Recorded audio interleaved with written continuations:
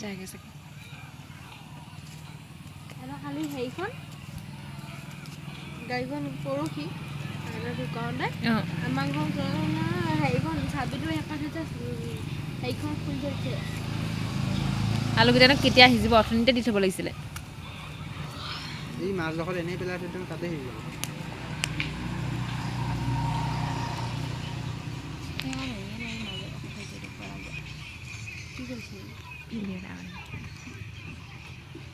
নাৰিকল পুৰি খাম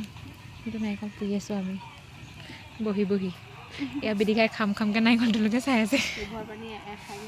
নোভৰ পানী এৰা খাই গৈছে